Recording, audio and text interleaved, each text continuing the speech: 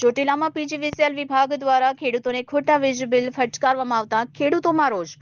રાજપરા ગામ સહિતના ખેડૂતો વીજ વિભાગની કચેરીએ પહોંચ્યા। જે ગામોમાં પીવા માટે પાણી નથી એવા ગામોના ખેડૂતોને સિંચાઈ માટે પાણીનો ઉપયોગ કરતા હોવાનું દર્શાવી ચેકિંગ વગર લાઇટ બિલો આપવામાં આવ્યા।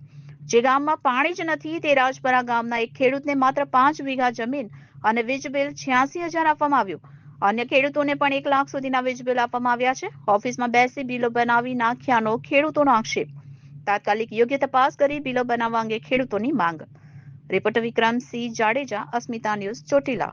ગામનો ખેડૂત છે, હું રેગ્યુલર બિલ કમ્પ્લીટ ભરતો હતો, તોય આગલા મીટર બિલ આવ્યું એના સિવાય તો 1 લાખ રૂપિયા સીધું બિલ આવ્યું। મીટર બદલાયું છે, ફાસ્ટ મીટર ફરતું હતું મારે। સાહેબ આવીને કહી દેતા કે તમારું મીટર ફાસ્ટ ફરે છે, તો કે તમે અરજી કરો। એક અરજી કરી ન આવ્યા, બીજી અરજી કરી ત્યાં 1 લાખ રૂપિયા સીધો દંડ આવ્યો। હવે શું માંગણી છે તમારી? મારી માંગણી એ જ છે કે તમારે આ બિલ અમારી શું કારણે નાખ્યા એમ।